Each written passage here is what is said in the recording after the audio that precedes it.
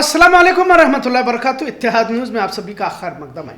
एक बार फिर दुनिया में सबसे ज्यादा चर्चे में रहे एप्स्टीन फाइल की बात करते हैं और उन साजिशों पर भी बात करते हैं जो हमारे ईमान पर सीधा डाका डालने की कोशिश करें, क्योंकि इस फाइल में पीएम मोदी का नाम भी शामिल है। खैर, दूसरे मुल्कों में जिस देश के भी शख्स का नाम आया है वहां इस्तीफे देने की मांग हो रही है, तो भारत में इसे लेकर किसी तरह की संजीदगी यहाँ पर नजर नहीं आ रही। अगर भारत की बात कही जाए तो 3 लोगों के नाम इसमें अब तक सामने आए। मरकजी वजीर हरदीप सिंह पुरी, पीएम मोदी और पीएम मोदी के ही खास दोस्त अनिल अंबानी का नाम सर फहरिस्त है। अब तकरीबन लोग तो जानते ही हैं कि एप्स्टीन फाइल कितनी घिनौनी और इंसानियत को शर्मसार करने वाली हरकतों का एक मजमुआ है, जिसमें अपने आप को दुनिया के मसीहा कहलाने वाले, सामाजिक खिदमतगार, अच्छे इंसान होने की बातें करने वाले और पूरी दुनिया को कंट्रोल करने की साजिशें जो करने वाले, यही लोग इसमें मौजूद है। यहाँ तक कि ये लोगों की अगर घिनौनी हरकत की एक ही वारदात को पेश किया जाए कि इंसानों का गोश्त खाने तक पहुंच गए, सिर्फ जो हरकत इन्होंने की है उसका तस्वुर करने से भी जिस्म सहर जाता है। पर बात इससे जुड़ी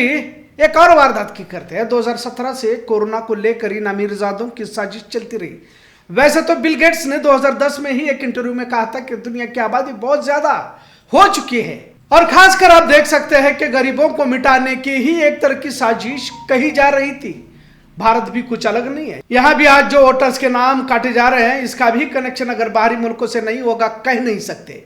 भारत में जुर्म आसानी से किया जा सकता है, क्योंकि यहाँ पर धर्म की आड़ में सब कुछ छिप जाता है। यहाँ पर अंधभक्तों की तादाद वैसे भी रोजाना बढ़ती जा रही है। अब एप्स्टीन फाइल को लेकर दुनिया भर में तहलका मचा हुआ है, लेकिन भारत में इसे सिर्फ एक अफवाह कहते हुए नजरअंदाज किया जा रहा है। बजाय एप्स्टीन फाइल पर सवाल करने के 18% का मास्टर स्ट्रोक यानी कि ट्रेड डील में बताने की कोशिश गोदी मीडिया कर रही है।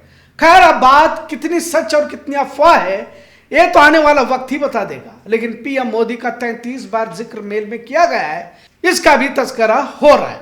जिस जजीरे पर तमाम खुराफात को अंजाम दिया जा रहा था, Bill Gates, Jeffrey Epstein, Bill Clinton और भी दुनिया के कुछ लोगों ने आबादी को घटाने और डर का माहौल पैदा करने के लिए साजिशों को अंजाम दिया था। कोरोना भी इसी कड़ी में देखा जा रहा है। एप्स्टीन फाइल के बाद दुनिया के लोगों को अपने कब्जे में रखने के लिए प्रोजेक्ट ब्लू बीम चलाई जाने वाली है। हालांकि इसकी भी साजिश बहुत पहले हो चुकी है, जिसमें ईसा अलैहिस्सलाम, इब्राहिम अलैहिस्सलाम की फर्जी तस्वीरें, बड़े बड़े बुजुर्ग जो तारीख में गुजरे हुए हैं, इनके होलोग्राम के जरिए आपके सामने हुबहू पेश किया जाएगा। यहां तक कहा जाता है कि आप छू कर उन्हें महसूस भी कर सकते, लिहाजा इसके जरिए आपके जहनों को कब्जे में लिया जाएगा। आज के मौजू का भी असल मकसद यही है, ईमान की हिफाजत हम सबकी होनी चाहिए। जहां तकरीबन मुस्लिम कौम आयशो इशरत में मुलव्विस है, बाजार में कसीर तादाद में खवातीन ही नजर आ रही हो, होटलों पार्कों की नजर कौम का बड़ा तबका हो चुका हो, तो क्या इन तमाम फितनों का मुकाबला हम कर भी पाएंगे? जिस तरह से कोरोना की हकीकत वाज़ा होती जा रही है कि आबादी को घटाने के लिए वायरस को बनाया गया था, मुनज़्ज़म अंदाज में इसकी इश्तिहारबाजी भी की गई और इत्तला के मुताबिक 110 अरब लोगों की मौत हो गई है। कुछ मीडिया रिपोर्ट के मुताबिक 36 मिलियन लोगों की मौत कोरोना मर्ज से हो चुकी है और उसके आगे मतलब कोरोना से बचने के लिए जो वैक्सीन बनाई गई, तो अब वैक्सीन को लेकर भी कई सारी बातें सामने आ रही है। जो लोग भी दिल के दौरे से मर रहे हैं, इसकी अहम वजह भी यही वैक्सीन बताई जा रही है। कई सारे विदेशी इल्मी माहिरीन ने अपने दलीलों के साथ इसे पेश भी किया है। मीडिया को भी इन्हीं अमीर लोगों ने अपने कब्जे में ले रखा है। यहां तक कि किस देश में किसकी हुकूमत बननी है, इसका फैसला भी यही अमीर लोग करते हैं, ऐसा बताया जाता है। जब इतनी बड़ी साजिशें चली जा रही हो, क्या मुसलमान इसका मुकाबला कर भी पाएंगे? क्योंकि तमाम साजिशें ईमान ही की ताकत के सामने फेल हो जाती है। पर क्या आज के दौर में ईमान पर मजबूती से रहना और तमाम दुनिया का पालनहार सिर्फ अल्लाह है, इसका पक्का यकीन कितने लोगों में है?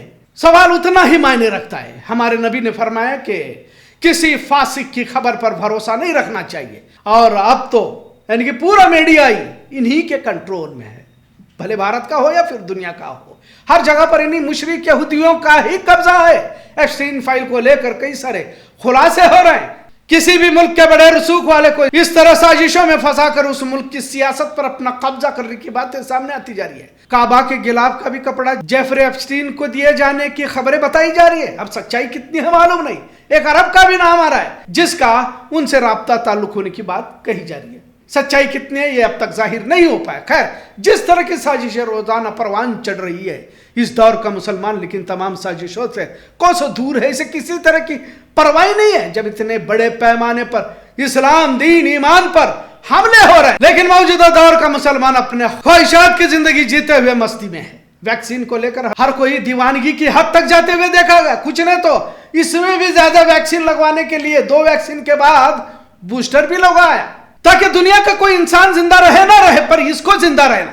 आप अतराफ में देख सकते हैं कि कईयों को दिल के दौरे पड़ रहे हैं, कईयों को ब्लॉकेजेस दिखाए गए, जिन्हें स्टेंट बिठाए जा रहे हैं, बाईपास सर्जरी आम होती जा रही है और खासकर मुसलमानों का बड़ा तबका अस्पतालों के चक्कर काटता हुआ देखने को मिल रहा है। मुसलमान बाजारों, होटलों, कोर्ट या अस्पतालों में नजर आ रहे हैं। अब मुसलमानों के खिलाफ कोई बड़ी साजिश चलने की जरूरत ही नहीं है, क्योंकि इस कौम ने अपने आप को पहले ही दुनिया के सामने सरेंडर कर लिया है। मतलब आखिरत क्या है वो तो बाद में देखा जाएगा, लेकिन मुझे दुनिया में जिंदा रहना है, फिर उसके लिए किसी तरह का समझौता हम कर सकते हैं। प्रोजेक्ट ब्लू बीम के तहत तमाम दीनी रहनुमाओं, बुजुर्गों को हुबहू पेश किया जाएगा, तो क्या इस कौम का ईमान बच पाएगा? हमने कुरान मजीद को गहराई से समझने की बजाय अपने मसलक को अपनी जमात की किताबों को ही बड़ा समझ लिया और अब तो तमाम किताबों को ही हमने ताक पर रख दिया है। एप्स्टीन फाइल का तो सिर्फ एक पहलू देखने को मिल रहा है। आखिर इंसानों का गोश्त खाने वाले लोग किस ज़हनियत के हो सकते, बताए तो सही। पर यह भी सच्चाई है कि इन्हीं शैतानी ज़हनियत के लोगों के हाथों में दुनिया की हुकूमतों की बागडोर सौंपी जा रही है। दुनिया के इंसानों की सेहत का फैसला WHO करता है और इसका पूरा करता धरता धनी बिल गेट्स है। सबसे ज्यादा रुपया देकर चलाने वाला ही WHO को बिल गेट्स है और जो भी दवाइयां या फिर इंसानी सेहत को लेकर फैसला किया जाता है उसे दुनिया भर में मान भी लिया जाता है और उन्हीं के तहत इंसान भी गोलियां, दवाइयां लेता रहता है। जैसे कि अभी आप देख रहे होंगे कि BP शुगर की गोलियां तकरीबन घरों में पहुंच चुकी है। जब लॉकडाउन को जबरदस्ती मनवाया गया, जो लोग घर में नहीं बैठ रहे थे उन्हें मार मार कर घर में बिठाया गया। बहरहाल इन साजिशों को सिर्फ ईमान वाले ही समझ पाते हैं, बाकी तो वैसे भी जिंदा रहने के लिए जद्दोजहद कर ही रहे थे। पैरासिटामोल, एजिथ्रोमाइसिन से लेकर रेमडेसिविर, स्टेरॉइड का खुलकर इस्तेमाल किया गया। वैक्सीन को लेकर कई इल्मी माहिरीन अब ये कह रहे हैं कि कोविशील्ड, कोवैक्सीन, मॉडर्ना, फाइजर में कुछ वैक्सीन ऐसी भी थी जिसकी वजह से खून की गांठियां हो रही है, जिससे दिल के दौरे की वारदातें तेजी से बढ़ चुकी है। अब तो यहां तक कहा जा रहा है कि जितने लोग कोरोना में मरे हैं उसके बाद तकरीबन उतने ही लोग दिल के दौरे से मरते जा रहे हैं। आज के मौजू का मकसद यह है कि आखिरी दौर की साजिशों का मुकाबला सिर्फ ईमान की बुनियाद पर ही किया जा सकता है। इसलिए अपने अंदर उस ईमान को लाए कि हर चीज का करने वाला खालिक वही है जिसने हमें जिंदगी बख्शी है। हर दौर में साजिशें हुई है और जिन्होंने भी खुदाए बरहक पर भरोसा किया बच गए, वरना तो आज की तरह उस दौर में भी अपने आप को अक्लमंद समझने वाले, दौलत वाले मुनाफिक भी थे और मुशरिक भी थे, पर बच तो सिर्फ ईमान वाले ही गए। जरूरत है अपने आप को टटोले और खुद को अक्लमंद, होशियार समझने की जरूरत ना करे, क्योंकि कुछ लोग आज ये भी देखा जा रहा है कि एथिस्ट बनते जा रहे हैं। बजाय इन तमाम बहस के अल्लाह की तरफ पलटे, क्योंकि मेरे नबी ने फरमाया कि आखिरी दौर में ईमान पर चलना ऐसा होगा जैसे जलता हुआ कोयला हाथ में थामने के बराबर। आखिर में दुआ यही है कि अल्लाह हम सबके ईमान की हिफाजत फरमाए। आज का मौजू कैसा लगा इस पर जरूर कमेंट करें। इत्तेहाद देखने के लिए शुक्रिया। अल्लाह हाफिज।